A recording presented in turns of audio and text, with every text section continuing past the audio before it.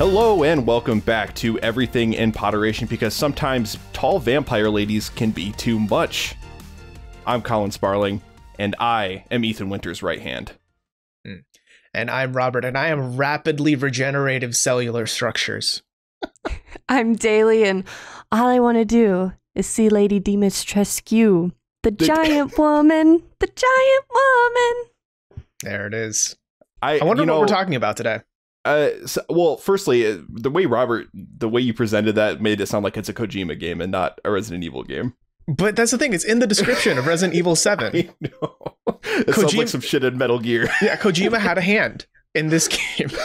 And it was Ethan Winters. He severed his hand and put it on Ethan Winters. Today we're talking about Resident Evil Village and the tall vampire lady, and how the internet has just taken Lady Dimitrescu, that's how we're going to say it in this episode, or at least how I'm saying it, because that's how the game says it, has taken Lady Dimitrescu and just ran with it. And in response, Capcom has leaned into it like crazy. They're just letting that run rampant. So we're going to come at it and talk about why that's, I guess, a good thing in some cases, and how marketing has changed as a larger topic because of the internet. Because you never know what someone's going to be horny over. Exactly. It's even the people who think they're going to be horny about something never know what they're going to be horny about. You discover things about yourself all the time. Mm-hmm. And seeing that big hat and that large stature awakens something long dormant in many people. Mm-hmm. Exactly. So to give you a little backstory, dear listener, in case you're a little out of the loop, so ever since the announcement of Resident Evil 8 Village, Resident Evil 8 Village, I'm going to keep changing up the title of that every time I say it. It's supposed to be Resident Evil Village. It's Resident Evil 8. Come on, Capcom. Yeah. It's Resident Evil 8. So the latest entry of the survival horror series Resident Evil was announced. We got a trailer for it. And ever since we got that initial trailer when we were introduced to Lady Dimitrescu, the tall vampire lady, the internet has just gone nuts. And just sexualized the hell out of it, made plenty of fan art, cosplays all over the place. And, things like saying, "Step on me, Lady Dimitrescu. Why would I run away when I can just run towards her?" Things like that. People just going crazy. And so Capcom, upon seeing all of this discourse happen on the internet, instead of saying, "Guys, no, what are you doing with our character?" they decided to lean into it. And my favorite thing with this story is the art director for Resident Evil Village, Tomonori Takano, released a statement, and this was back on February 1st. Lady Dimitrescu and her daughters have received a fair amount of attention, far more than we anticipated. It's great that they're able to take the spotlight as icons of Resident Evil Village. Lady Dimitrescu especially has received much fanfare both domestically and overseas, which has made us all on the development team extremely happy. I hear her height is of some interest. If you include her hat and high heels, she's 2.9 meters, which is approximately 9 foot 6 inches tall. These bewitching vampire characters are relentless in their pursuit of Ethan, and I can't wait for you to meet them yourselves when you enter Castle Dimitrescu in May. The game is out at the time of this recording, and boy howdy, is it only gotten even crazier out there on the Twitterverse and beyond.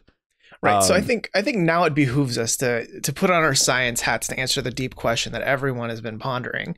Without the hat and heels, 9'1", 9'2". 9'2". You think? I mean, those heels are they're stilettos, but they're not that high. Right, but the hat is like it's a tall hat. You know, yes, it's a good 3 inches. It is a choice. So you're saying that 6 inches isn't all stiletto? I doubt it. I don't know, guys. Maybe we should switch topics and do a full break. I mean, someone did do the math about exactly how much pressure there would be if she did step on you. Mm-hmm. I believe that was which Hill. Publication was that?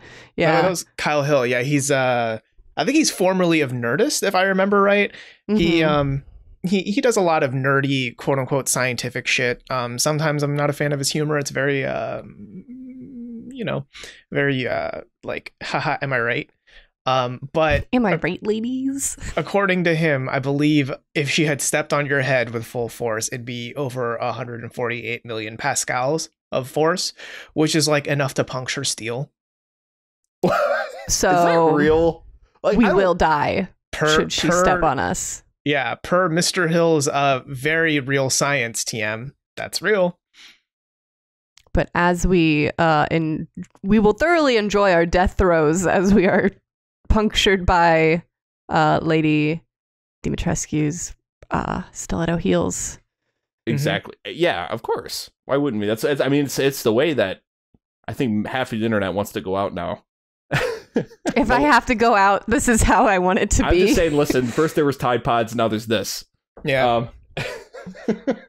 So I think this is super interesting, not only because like it's great marketing for the game, but I think it opens up a great conversation around the age of marketing and your brand, like across Twitter, I think is going to be a big focus here because that's where a lot of this came from. But as a whole, and how we go back and look at how the internet has changed the way we market and the way fans take ownership. So this actually reminds me, this is like the polar opposite of that thing that happened in like 2016, 2017 after Overwatch came out.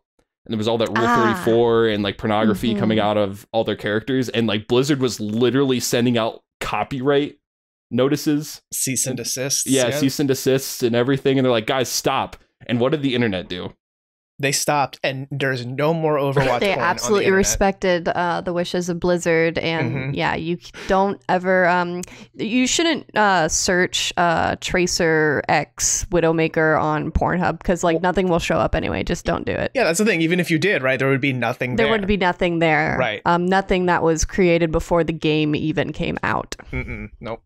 Yeah. Well, anyways, they pulled a KFC and they doubled down. They supersized me. Yeah. And there is more pornography on Overwatch than ever that anyone knows how to deal with. I don't know. There's probably subreddits upon subreddits out there because there's a subreddit for everything. People are getting tired of how much even the ardent Overwatch porn watchers are like, man, there's too much selection. There's too much Overwatch porn, guys. We need more porn of other games. Oh, I'm sure that can be arranged. I'm sure you can just do a tiny bit more Googling and that can be very much arranged. I saw a picture recently. I'm sure it has to do with the release of the titular game that we're talking about here, but it was Lady Dimitrescu, big pregnant belly. She is a mother to 3 beautiful daughters, and mitten wearing Bernie Sanders just listening to the belly. Oh, it's beautiful. Dude, that's work of art. If there were ever a peak internet, I think that would probably be it. And also that leads me to the question of who is the dad? Is it not mitten wearing Bernie Sanders? Or Immaculate Conception. She is a miracle. Yes. Right? I did see one that was it's Dimitrescu holding up someone, right?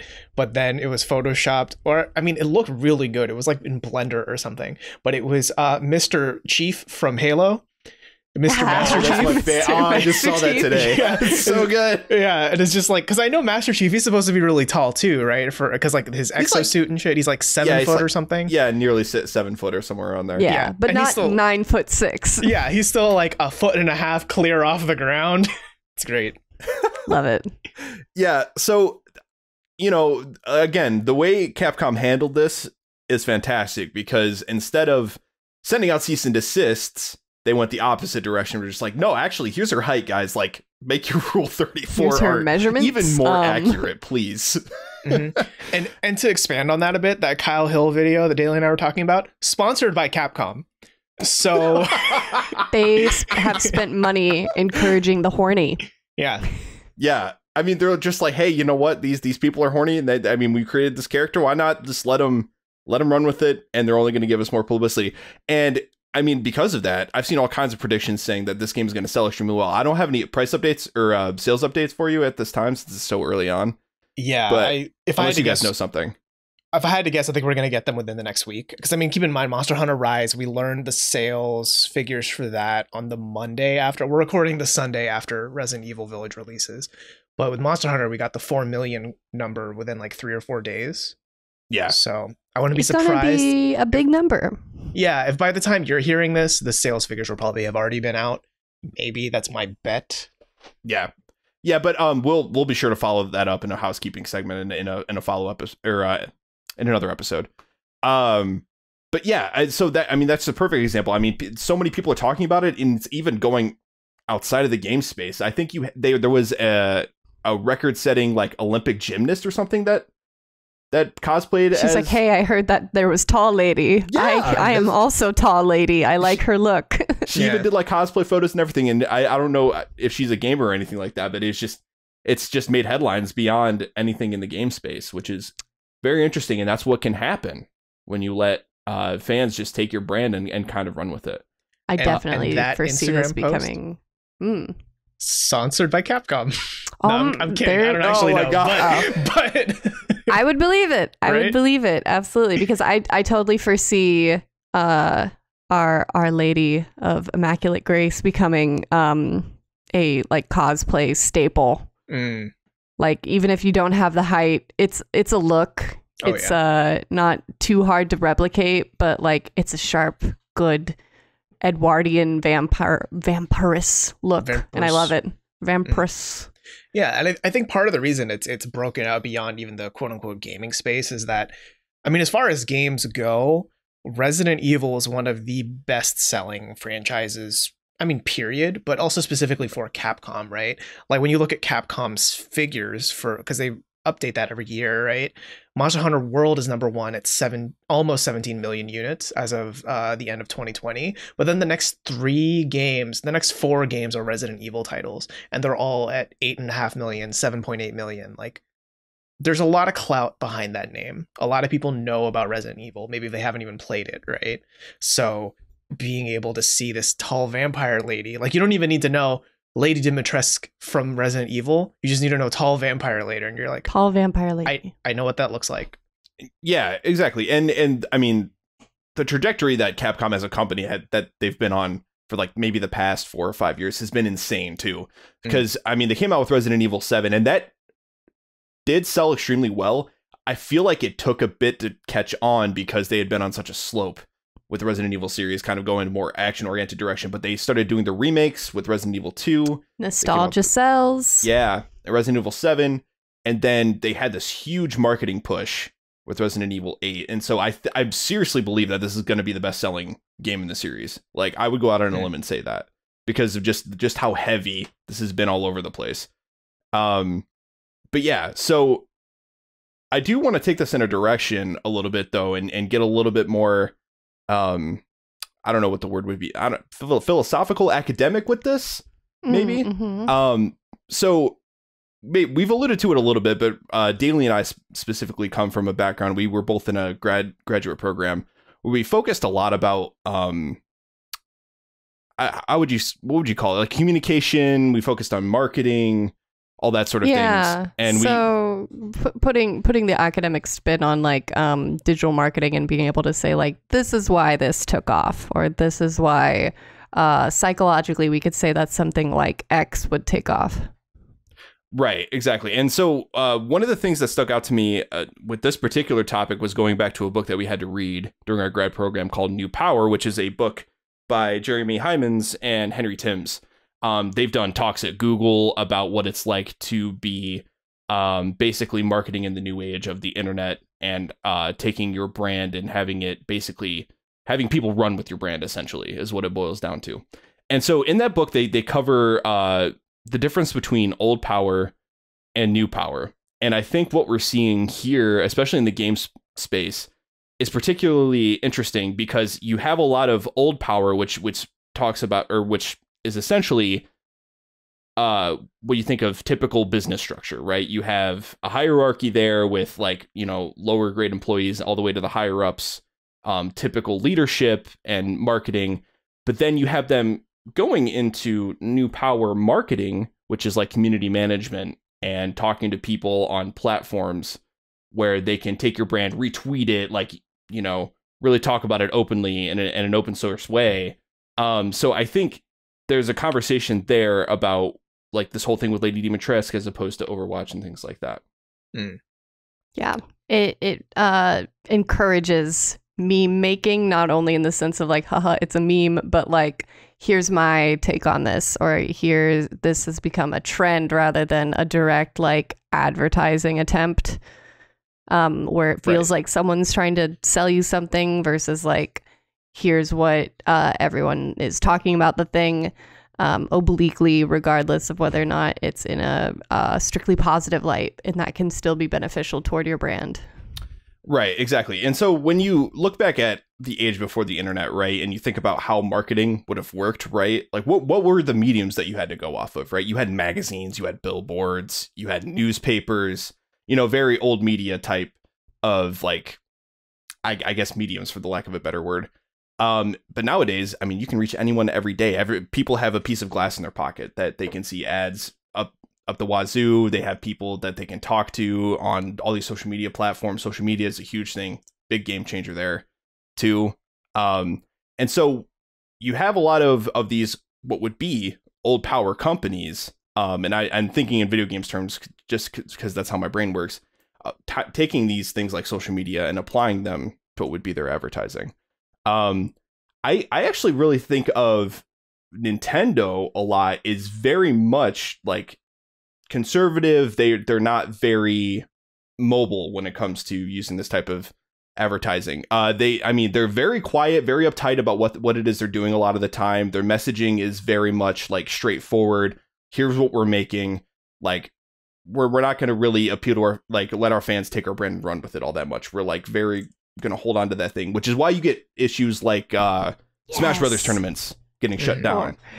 Or even though that's an games. Inherent celebration of your brand, it winds up backfiring then and being like, Nintendo's old and crotchety. Whereas something like this, where it's like Capcom encourages your thirst, it's very new power is what the book would refer to it as. Exactly. Mm-hmm. Yeah, my understanding of it, because this is something I'm uncultured swine. I didn't go to grad school with these two. Wow. But my understanding of old power, old power and new power is essentially, old power is a lot more centralized, whereas new power is very decentralized. It's the power of retweets as opposed to like the power of the CEO, right? Mm-hmm. Exactly. And with my understanding of that, I kind of feel that I disagree with the idea that this is Capcom being new power. I think this is them utilizing an aspect of new power marketing. Yeah, exactly. But most, game companies are old power. I can't think of a single game company except maybe Media Molecule that I would say is kind of in new power mode more, because a lot of what they create is intended for the users to then create even more, to create their own space, to create their own culture. Right. Whereas, like, once we found out about Lady Lady D. I know. When we found out about her, it wasn't like the people had a say in her design or what she did or who she was. It was just, here's the tall vampire lady. And then people got horny, and then Capcom leaned into it and was tacitly saying, we accept your horniness. Yes. Sometimes you just need someone to pat you on the back and say, we accept your horniness. Yeah, it's okay to be horny on main. Yeah, I don't think they endorse it, but there's like a tacit acceptance there, and I respect that. Exactly. But it's better than Blizzard's very loud disapproval, right? They have like the host, stop it, calm down. Right. But I do think it's interesting, right, that in some ways this very new power-y messaging around Lady Dimitrescu, right, it has kind of changed the way Resident Evil has been marketed, or Resident Evil Village specifically, right? Yeah. It's very Dimitrescu forward, Yeah. Yeah. And the more, and without getting into any kind of spoiler territory, the more that I play the game, the more that I'm, I guess, I wonder how much the fan reaction dictated how the game was marketed after the Maiden demo, because there's some things that I'm surprised at, I guess, in terms of like how much content there is. Does that... I'm avoiding spoilers very hard here. I get it. Because I was like, wait, content. Okay. All right. Yeah, if you play the game, maybe you'll get what I'm trying to say here. Right. Yeah. I mean, honestly, for me, I think this whole new power shit has ruined the game for me a little bit, in that I mean, to be as light spoiler as possible, there's going to be a point where you have to explore a castle, and in that castle, Lady Dimitrescu is going to try to chase you and kill you. It's very Mr. X from Resident Evil 2, right? Like you're doing. She is taller than, by the way. Exactly. You are trying to do other things, and she is just prowling around, and if she sees you, she's going to hunt you. So that's kind of the fear that's supposed to be there, right?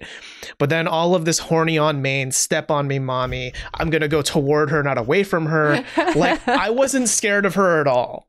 You know, I wasn't. I didn't even see her as an annoyance or an obstruction. I just saw her as that horny vampire lady.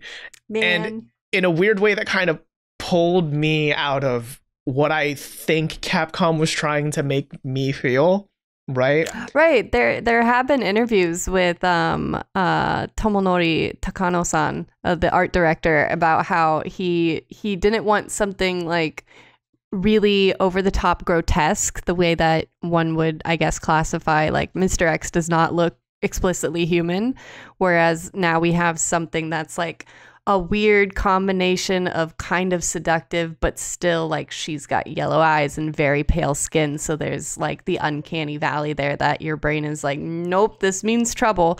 But you're kind of held back by that. But also she's kind of hot.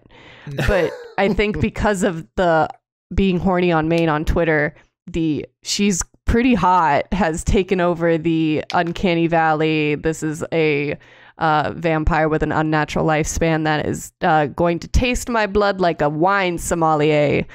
And that part's supposed to be disturbing and not let's see how special you are. Hot. Yeah. And I think too that their timing in terms of coming out with this game and marketing it too could not be better, because that's kind of the bit, like the horny on main thing, like go to horny jail, that sort of like trendy speak and conversation on Twitter has been really blowing up like the past year or two. Right. So it's great that they're really playing into that to take advantage of it for their marketing. Is it okay to be horny on main? Be good for their sales. Question. This might be too deep of a question for this episode, but is it okay to be horny on main? Is it okay to be horny on main? That is your prerogative, is what I'm going to say. Speak your truth, live your bliss. Like if you feel compelled to be horny on main, you live your life, buddy. Just don't harass other people. Post your NSFW tags. Yeah. Yep. Tag your shit. That's just common courtesy. Mm-hmm. Yeah. As long as you observe some common courtesies. But it is interesting though that it's how more accepted it is to just openly talk about sexuality on a place like Twitter now. You know what I'm saying? Like, because I would say maybe even 5 years ago, I don't know if this would have been as accepted, right? Like maybe 5 years ago would have been, but definitely not 10 years ago. Yeah. It definitely says, I think to me what has happened is that Twitter was where you would use a fake name versus Facebook where you use your real name. Twitter, right. You talk to people that you maybe don't know. Versus people that you do explicitly know. So because of that anonymity, you're already primed to like talk about stuff that you normally wouldn't. But I think as Facebook gets steadily taken over by the boomers and older generations, that younger generations are going to Twitter and some people just use their names and are just horny on main without regard to that need for anonymity for their hot takes. Yeah. I think part of it is also, I think we need to keep in mind, right, that Twitter accounts for a very small fraction of the quote unquote real world, right? Oh, yeah. So, yeah, I mean, Twitter generally is more liberal, and especially in the gamer space, it's a lot more horny.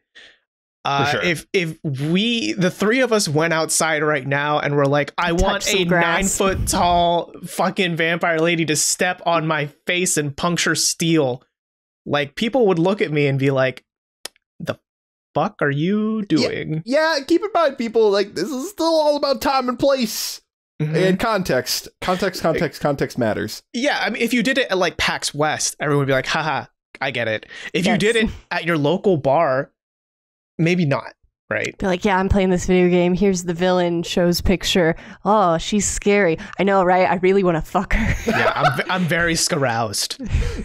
Scaroused at the moment. Very, very scaroused. Yeah, but again, yeah, this is just like Robert was saying. I think, Robert, you put it pretty succinctly. Like, yeah, this is a lot of old power companies using new power strategies to their advantage. Mm-hmm. Which is like, it's just super interesting to look at, because just the ability it gives for people to take a brand and run with it is crazy. In fact, I would say that when you are doing marketing like this on the internet, I would almost say that you don't really have control over your message. You do have the control over the initial messaging, sure, but the way that's going to be taken and the way that people change it or like build upon it is not under your control at all. Yeah. I mean, I think a very prime example is the whole Cyberpunk fiasco. I think that was a case of clinging to old power too much. Because, I mean, consider how the reviews, if you can remember, just a few short months ago, how the reviews were published. There was that small time frame where reviewers could not use their own footage because CDPR wanted control of everything. So you had to use their very clean, nice footage that doesn't show any game-breaking bugs or anything, right? It's a very, we control the message, you're just spreading it, right?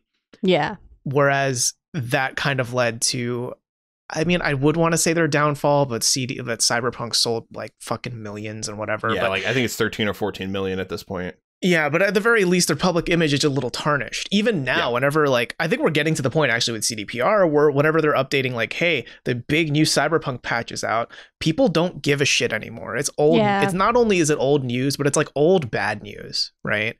Yeah. And that's because they clung to that old power too much, I would say.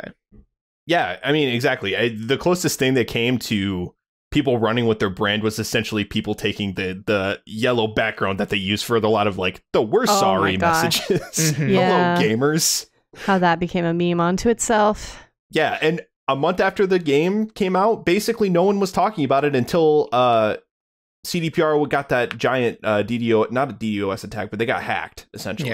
Yeah. And a lot of their data got leaked. But beyond that, like no one's talking about the game anymore. The game is still listed on the PSN store.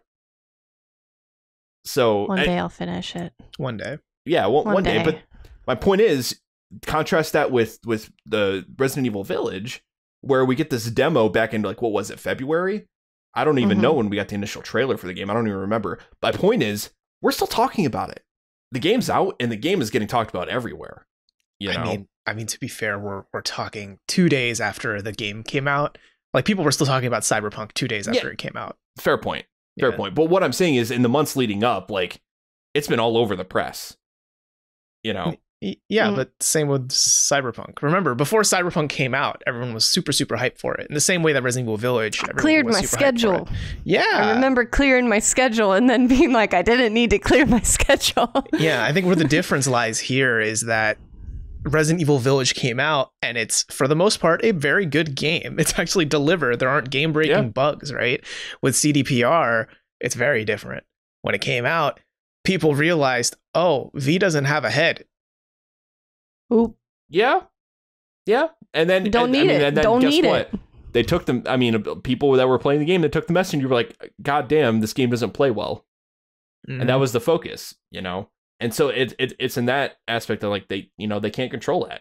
You know, you can community manage all you want, but that's the way the messaging is going to go. You can only put that out so much. Yeah.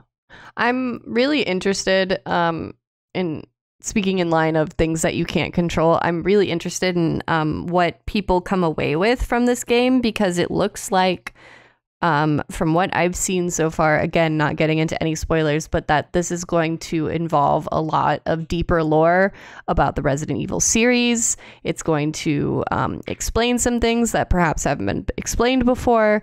It's overall just a stunning visually, I think it's been fun to play. I really hope that what people come away from it with isn't just about Lady Dimitrescu. Yeah. And I hope that I enjoy other characters, because you'll find out very early on that there's some principal characters that you're going to be hanging out with, basically. And when I say hanging out with, I mean running for your life from. They're going to be trying to hang you. Yeah, nice one.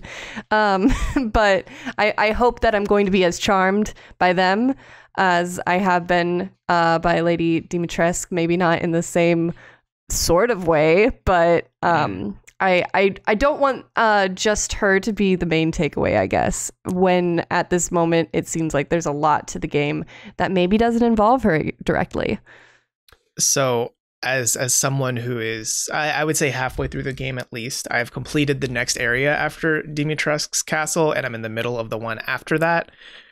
There is this feeling of, and I don't want to be like too emphatic about it because I'm not done with the game and I'm not like my feelings on it haven't fully marinated yet, but there's this weird slight feeling where I feel like I've already beaten the game. I haven't beaten the game, but it's like all of my impressions of the game beforehand was like Lady Dimitrescu, Lady Dimitrescu, Lady Dimitrescu, tall vampire lady, step on me, etc. Right? Yes. And now that I am that part of the story is complete for me, I feel like I have completed what my perception of the game is, even though obviously I have way more to go through, right? And I'm still enjoying that stuff too. It's just weird, you know, like the who I think the true final boss of the game is. I don't think has been mentioned in any of the trailers, or if they have, it's been a very small mention, right? So it's kind of, I guess, this weird, like the marketing creates this perception and expectation of the game that I feel like the game has so much more underneath. And I don't think the game needs to reveal all of its cards, but when it's so, you know, overly Dimitrescu, it feels like that's the game itself. There was definitely about the first 10 minutes of the game, I was like, there's going to be so much other stuff. Oh my God. There's no warning for that. And that's fine, especially in a horror game. You want most things to be obscured and secretive, but I just am very much hoping that those things grab me as much as she grabbed me by the throat. Yeah, well, and they got, I mean, I really wonder too how much the initial marketing for the game and how much Lady Dimitrescu had taken off initially informed future marketing leading up to now. You know what I'm saying? Because it could have easily turned into one of those things where, like, in this situation, it worked in their favor, right? That they only had to show essentially this vertical slice of the game with Lady Dimitrescu. However, you actually play the game yourself. The other parts of the game, like, there's so much more to the rest of the game. And that leaves it open to being completely tonally different from what you were shown in the game. Again, in this case, it's not really a complaint, but in other cases, it could be. You know, you could have cases of like misleading marketing to the point where like, oh, they showed me this aspect of the game, but the rest of the game is actually fairly mediocre or just tonally different from the rest of it. You know, I'm trying to remember now, with Resident Evil 7, did they do something similar? Because I feel like a lot of the marketing with 7 was very focused on Jack Baker, right? Like the father. Yeah. I was having this discussion just recently about how it was Jack. Also, did you know Jack? Right. And that's the first real fight that you get. Right. He's the first boss and he caps off your first house, right? And then you move on to the next house. And Dimitrescu is a very similar thing here, where she's the first house. When you're done with her, you move on to the next house. Right. Yeah. Well, and remember too that I mean, initially with Resident Evil 7, Capcom had essentially taken advantage of the hype around the PT demo that was going around forever. You know, the Kojima Silent Hill project that never came to be, along with Norman Reedus and Guillermo del Toro. Yeah, it was going to be a huge thing, and it eventually essentially just morphed into Death Stranding. But, you know, Capcom saw an opportunity, you know, with all the fanfare and the buzz. They're like, oh, this is what people want. They want this first-person, realistic-looking horror experience, and then their response was we're going to essentially do our own take on PT. Right. And that was insanely good marketing. They were taking advantage of that wave, but that also, at least for me at the time, led me to believe that Resident Evil was going in a more almost like paranormal direction based on that demo alone, because it almost gave me like haunted house vibes rather than it gives those vibes. Yes. Than creatures or zombies, etc. I mean, I would say this just going back to the Resident Evil's roots, though. Resident Evil 1 was just a really, really big haunted house. Very large. A mansion, if you will. Yeah. Someone called, this is my large home. Large home. Yeah. I mean, that's true. Ghost. I mean, obviously that was just supposed to be like essentially like a tonal piece, or it wasn't really representative of what the rest of the game was going to be, you know, because there was no combat in that initial demo, etc. It was more so just navigating and you know, they were going a whole new direction with Resident Evil, so they wanted to represent that. But I wonder too, though, like, you know, that got people really excited. You know, was that really consistent with the rest of the game? For the most part, I think a lot of people thought it was, and they tried to do a similar thing with this game too, with putting out like the maiden demo, etc. Yeah, the maiden demo is definitely following in those same footsteps, right, as that first Resident Evil 7 demo. There was a part of me that almost thought they would keep updating the maiden demo and adding more hints like they did with the 7 demo, but they didn't. Yes. Right. No. Which I wonder if that is because they could lean so heavily on Lady Dimitrescu as part of their marketing, right? That they didn't even really need to do something about that, because the whole thing about that marketing campaign with 7 was like, we're going to create this demo that's like pretty mysterious. We're going to keep adding stuff to it. What does the dummy finger do? Like the internet came together to figure out what the dummy finger needed to do. So honestly, I think that Capcom maybe was like, maybe you don't need to do something like that with 8, because, you know, this Lady Dimitrescu thing is taking off so much already. And instead, they just released a vertical slice of a different part of the game later on as a demo. Right. Yeah, and this kind of brings me to where, if y'all don't mind, I do want to shift the focus now to talk more about sexuality, because that's a lot of what's driving this, I think. Because if we're gonna compare 7 to 8, right, or even if we compare 8 to Resident Evil 2 Remake, there's a lot of parallels there. In 7 to 8, that demo in 7 ends with Jack Baker turning you around, saying, "Welcome to the family, son," and he punches you in the face. Yeah. In Resident Evil 8's demo, that ends with Lady Dimitrescu grabbing you by the throat, holding you up, and then slicing you apart, right? It's the same concept of the big monster gets you at the end, right? It's a lot of the same beats. Exactly. And then comparing Resident Evil 2 Remake to 7, Mr. X and Lady Dimitrescu, same functional place in the story. Sort of. Yes. Right. Or at least in the gameplay, it's the same functional thing. It's a tall, scary person who's going to beat or slice the shit out of you. Right. Yet, no one was horny on main for Jack Baker. No one was horny on main for Mr. X. Even though he was wearing a trench coat. You don't know what was under there, right? But Lady Dimitrescu, that was the perfect key to unlock the flood of thirst on Twitter. You know? Yeah. There's definitely compounding factors to that, I think. And one of the things is a phrase that I am maybe not proud to say, but privileged to say on this podcast, is the Big Mommy Milkers. There it is. Can't ignore that part of her character design. The fact that she is like a mother gives off this weird vibe on its own, and I have a Freudian, not that I really put a lot of faith into Freud whatsoever, but there's some Freudian reasons behind that. And then just the overall like vampire taboo, like the bite, it's very romantic and sexual. And I think that just created this maelstrom. And then the fact that, guess what, female characters are sexualized more. Who would have thought? Yeah, it's this weird perfect storm of just like everyone being really horny about it on Twitter. And it's both funny, but also kind of, I don't know, interesting to look at, right? Because there's the really like leery kind of gross way to look at it, where it's like, yeah, I want to touch those big mommy milkers, right? Now, Colin, you need to say it at some point on this episode too. There it is. And, What was that? you know, What was that? but then there's this other aspect of it that's like more empowering, right? Because it's like, despite all of the thirst, she's still kind of scary, right? I mean, she's still like a game over if you touch her, right? Sure. Yeah. Like in the game, she just slices you apart, right? I think back to at I guess slightly shameless plug at Tech Raptor, right? We have a writer who wrote 9.6 reasons we want Lady Dimitrescu to step on us. Fantastic title, love it.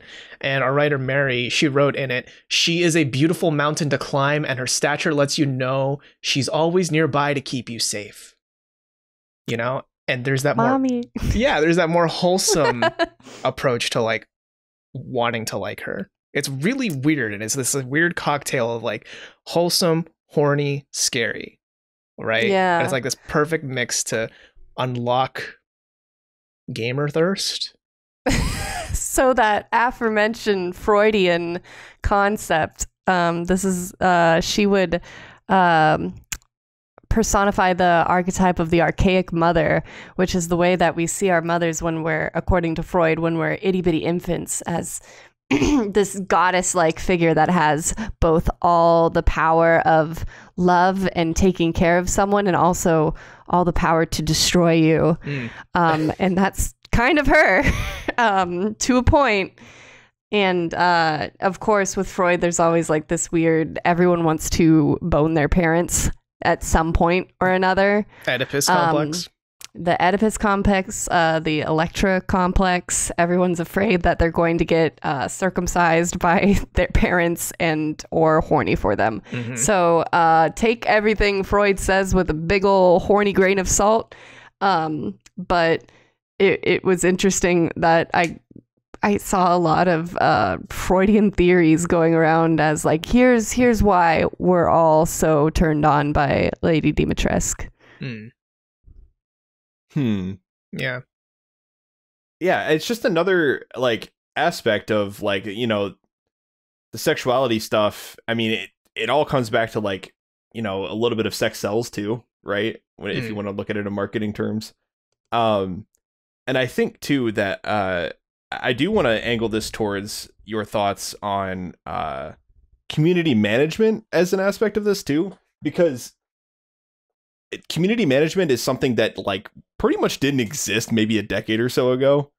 And the idea of like taking a brand and just managing their social media, or being like the point person that essentially is the liaison between the fans and the company or dev team, it's what have you.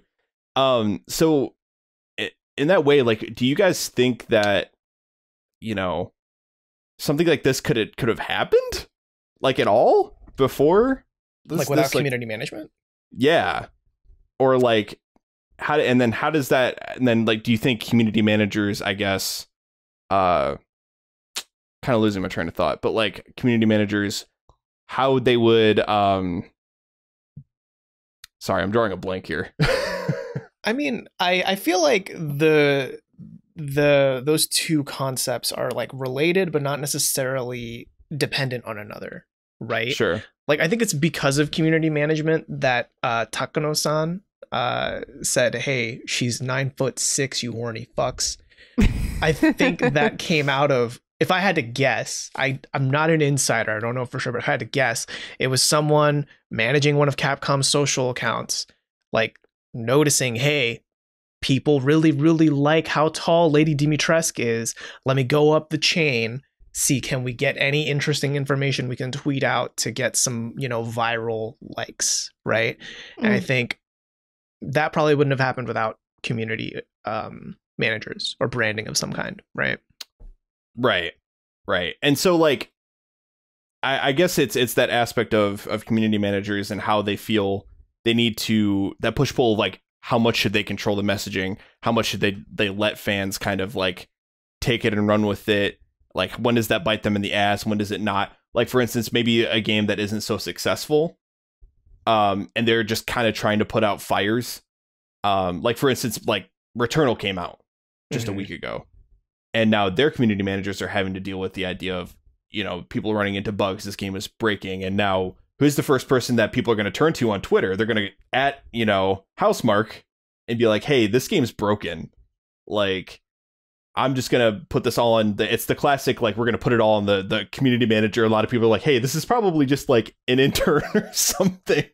Right. This poor person that's dealing with all this like turmoil from these people. Mm-hmm. Yeah. Yeah. I mean, that's like a tough thing for them to probably deal with, but at least Capcom, the Capcom managers are probably lucky in terms of all they have to deal with is like thirst, right? Yeah. And it's probably an interesting dichotomy too, because I think it's a tale as old as the internet that if it exists, there's Rule 34 of it, right? But Yeah. rarely is a product or TV show, movie, etc. so closely, like, it's usually like very far away from the concept of Rule 34 of it. But I feel like Resident Evil Village is like a hop, skip, and away from the concept of Rule 34 of it, right? It's because that horniness is so strong. But like, you don't play Returnal, and the idea of Rule 34 Returnal isn't that close to your brain space of what Returnal is. It might be now because I'm saying it and talking about it, but am I gonna Google it? Don't. Yes. Probably. But you know, safe search, of course. Of course, right.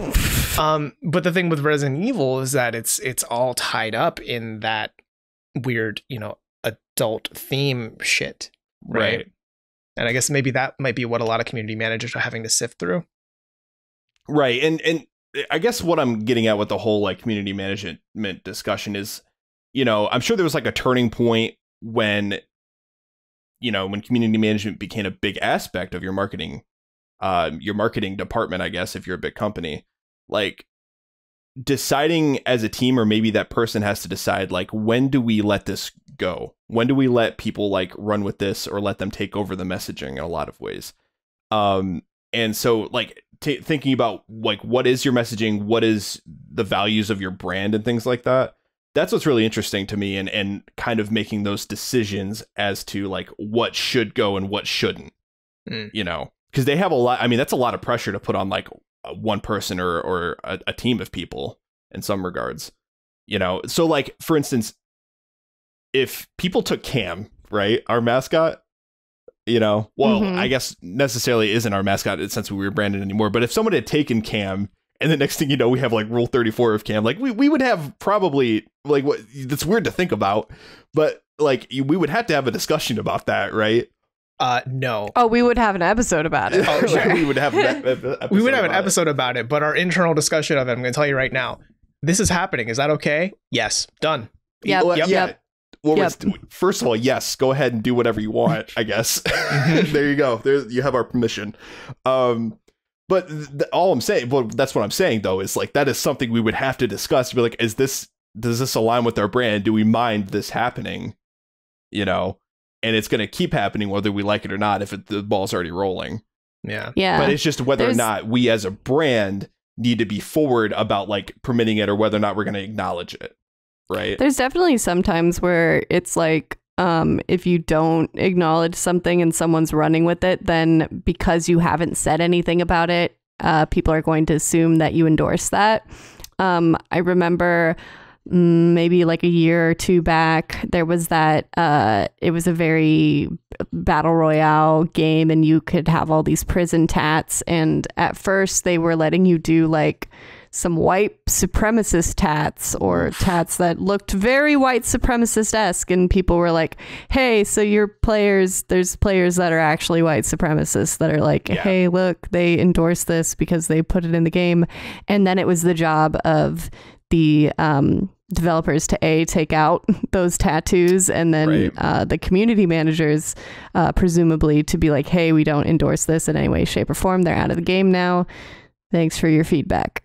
Yeah. I mean, I think the difference there, though, right, is that it was already in the game, right? Which, like, literally from the developers, which implies that at some point it got through enough checks where everyone looked at it and were like, yeah, that swastika is cool. That's fine. That's fine. Yeah, which that is a little worrisome. But if it's coming from outside, I think it's kind of a case by case basis, right? I don't think we can like make any emphatic sweeping statements about it, because it very easily Capcom could have gone the Blizzard way and be like, hey guys, can you please stop simping over she's supposed to be scary.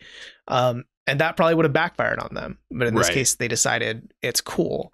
But if Cyberpunk, if it was an okay game when it came out, and you have all these people simping over Pan Am and Judy, and if Cyberpunk or CDPR came out and was like, hey guys, can you stop simping over her? That's a decision they would have to make on their own, right? And I don't really know if it would backfire or not. It probably would, but there's a whole other mess of reasons there. It'd be, one more thing on the pile. Yeah. Yeah. I mean, I think of fucking My Little Pony. What a weird phenomenon. Yeah. The bronies. They made some tacit endorsements. That's a whole episode in itself. In later seasons, when they were like, it's about the fans, and we've decided that the fans are not the young girls that this was originally aimed at, but instead the fandom that has built up over time. Mm-hmm. And some like, hey, we know this inside joke. Cool, fine, I don't care. But when it gets to the point where it's like literal characters are added and there's constant references to the point that it's not consumable for young children. Right. Yeah. That's a whole different thing. But again, a whole different episode. Yeah, at that point you're bastardizing what it is. Mm-hmm. Yeah, because I mean, that leads to you, like, you have to have an entire discussion about, like, we need to completely change our marketing. We also need to completely change, like, who we're marketing towards and who our audience is. Like, that's just a complete shift from what you essentially set out to do, you know? And so, like, I just wonder, like, that's making huge shifts. I mean, we've had discussions about, like, who do we think our audience is and things like that, right? And I feel like that's the best. Right. That's who they are. Like, they're the best. And we love you. Yes, we do love you. But we've had to have that discussion, and like, I mean, obviously in our case, it's a fairly laid back discussion of, like, this is probably who it is, and this is who that probably appeals to, et cetera, et cetera. But imagine if we were faced like, oh no, we're like appealing to someone like entirely different. Like, that probably changes the way that we talk. That changes the way we post about the show. In some regards, like, I just the sort of logistics behind that is really interesting to me, and how that can shift. Yeah, I mean, you've got to appeal to your audience, but then you also have to ask yourself, how much am I willing to compromise of my own vision to appeal to that audience? Right, right. Yeah, it's just, I guess, that dichotomy between of, like, this is who we're setting out to appeal to, but it turns out it actually appeals to this group over here. Mm-hmm. Which sometimes you run with that. It is a case by case basis. Sometimes you run with that. Sometimes you gotta reevaluate. Yeah. So, go ahead. Oh, there was one other topic I did want to kind of touch on in terms of the vectors surrounding Lady Dimitrescu. Please do. If y'all want to dive down the extra horny rabbit hole. I just put on my I was going to say wetsuit, and I was like, oh no. Yeah, dive in, baby. Always wear protection, folks. That's what the wetsuit's for. Put on my goggles and my snorkel. Mm-hmm. But it's more of a sex positive one, or as I always say, I don't kink shame, right? And this is something kind of inspired by that Complex article. I think, Daly, you linked it to us, right? Yes. That was, they talked to Dr. Todd Anderson, a doctor of psychology in New York, about, I guess, the like psychosexual motivations behind the thirst for Lady Dimitrescu. And a lot of what he said was, I think, very interesting in terms of, for one, he tried to degender it, right? Because the concept of a smaller person finding something to love in a larger person it's agender, right? Like, anyone can be any shape and size. But Dr. Anderson's basic concept was all of these memes and jokes and thirst surrounding this fictional character kind of provides a transitional space for a lot of people to explore things about themselves they didn't know. Things that a sexual awakening, if you will. It's a kink awakening, right? And I think what makes this one a little bit more interesting is that if we're going to be talking in, like, heteronormative dynamics, especially if we're going to be talking in, like, prototypical, what most conservative Americans would probably say about the male-female dynamic, it's that the man is strong and the woman is weak. The man is the breadwinner, the woman takes care of the kids, right? Like, Yeah. This, I mean, there is controversy in society still about like, can you date, like, can heterosexual men date a woman taller than them? yeah. And I mean, you still see that on like, all of the dating apps. Like a lot of people joke about, oh, I only date guys who are 6 foot, right? And then you have guys who pretend they're 6 feet tall, even though they're actually only like 5'5" or some shit, right? Height is still such a weird standard that a lot of people go to. But I think what makes this so interesting is that this is a tall, powerful lady, right? Who I don't like. If Lady Dimitrescu existed in real life, I wouldn't have to worry about her well-being because I know for a goddamn fact she can take care of herself and whoever else she wants to take care of, right? But that's also challenging that normative idea of man strong, woman weak in the relationship. In this case, it's the woman who is way taller, way stronger than the man, right? If heteronormative. And it's interesting to see this thirst take off because I think there's a good mix of men realizing, hey, I don't need to be so hyper masculine, right? And then there's also this aspect of women finding empowerment and seeing such a strong woman. I just think it's kind of rad that the game is providing that platform, even though it probably didn't intend to for people. Yeah, I can't say that there's a lot of tall women characters where it's not like there's that terrible Netflix movie Tall Girl that came out not too long ago, and I mean it made like it didn't really resolve itself in the end. It wasn't like height is stupid. It was in the end it was like, yeah, you're really tall and that's going to cause issues for you in your life. Jeez. So to have a totally different view where it's 100% celebrated is refreshing and cool. And there is something like awakening about that for sure, self-esteem wise, and perhaps for some people sexuality wise. Mm-hmm. Yeah, and I think to bring it back to that new power thing we were talking about earlier, is this is something that only exists because of how much Capcom leaned into the new power versions of marketing and how much the people around it have played ball.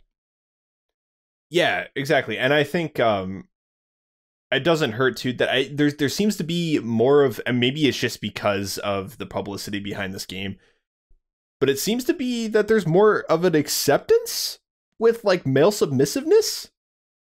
People are more open to it, or even like ploying for it, like really, and like I guess into it, for the lack of a better term.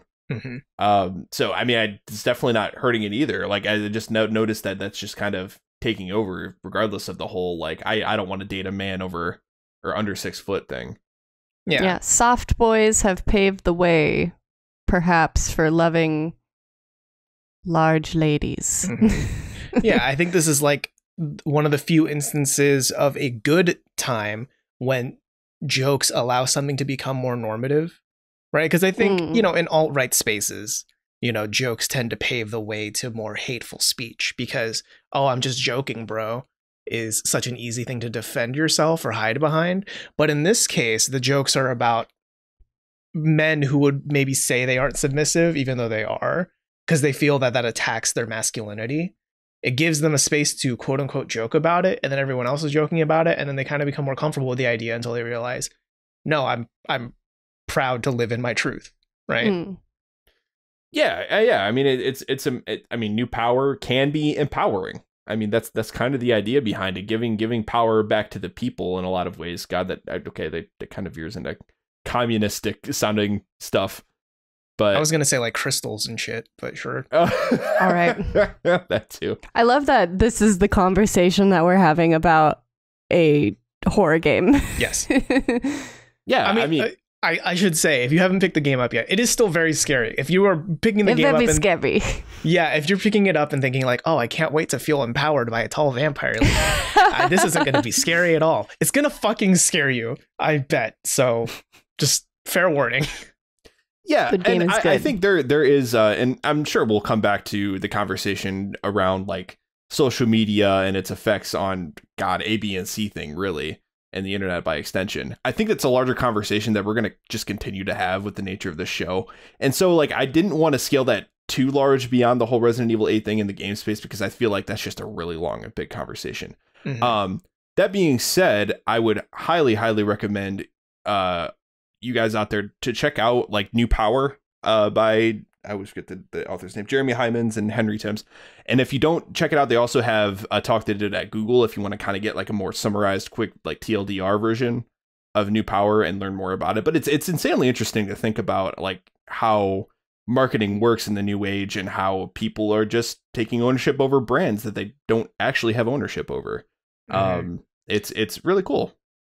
Yeah, and I'm also linking their paper below that they published in Harvard Business Review. I think it's like the prototype version of their book. It's way shorter, easier to digest, and if you don't have time to like watch a video or you're not in a space where you can watch a video, there's text for you. Yeah. Can you also link that Affer described picture of Bernie Sanders and Lady Dimitrescu? Yeah, that'll be the header. Okay, cool. Yes, there you go. Thumbnail done. Credit to the artist. I need to look that up. Yeah, exactly. All right. But yeah, so I think that's just about does it for us in this talk about Lady Dimitrescu. I still need to go play more tall lady vampire game. It's so funny too because you could just say tall vampire lady game and people know exactly what the hell you're talking about. I love it. I don't think we're done yet though, Colin. I think we need to hear one more thing from you. Oh, that what? I'm sorry. What? Speak up. Speak up. Hold on. Speak up, boy. We need this soundbite for reasons. I'll take it. I can edit it in post. I can make it very clear. All right. It's just gonna be subliminally interspersed throughout this recording. Yeah. so that it's always there in the back of your head. It's gonna be like, hi, I'm Timmy, and I stole from my mom's purse. Hi, I'm Timmy, and I stole from my mom. Oh, that fucking scene. Hi, I'm Colin, and I like big mommy milkers. There it is. There it is. There you go. All right, guys. Thank you so much for listening. You can reach us at everythinginpod@gmail.com if you want to email us, at everythinginpod on the Twitters if you want to add us there. Again, Daly's been doing a great job running the Twitter, and she's been asking all sorts of questions. So if you want us to talk about your responses on the show, please reach out to us there. We're happy to have a conversation. How do you feel about Lady Dimitrescu? Are you playing Resident Evil Village? Let us know. Tell us what you like about it, what you dislike. Are you on the tall lady train? Can't stop it. Can't stop, won't stop. First there was the Mugen train, now there's the tall lady train. Oh man, I still need to watch that. All aboard. Whoop, whoop. Yeah. Demon Slayer, what up? All right, guys. Thank you so much. Also, get vaccinated if you haven't yet. Yeah, do it. Yeah, get vaccinated. It's worth I think all three of us vaxxed now? We have the second shot in our bodies. We're all vaxxed. We're all we have the T virus. I don't know what T virus is happening in this game yet. I'm not all the way through it. Yeah. I think Robert and I are on the Pfizer. Daly's on the Moderna. Yes. Yes. One of us is superior to the other, perhaps. And look, we're still alive. You know, I know Bill Gates is single and he chipped us all. So, you know, he's going to be looking for people to date. Think about it. We were all idiots before the vaccine. Still idiots now. No side effects. No improvements, no detriments. You get the same. Mm-hmm. You're the same, but you can't get COVID. Maybe. We're gonna get replies now like, "Wow, you guys were better before you were vaccinated." You fucking assholes. We're in the post-vaccine era of everything in pod now. Yeah. Yes. All right, y'all.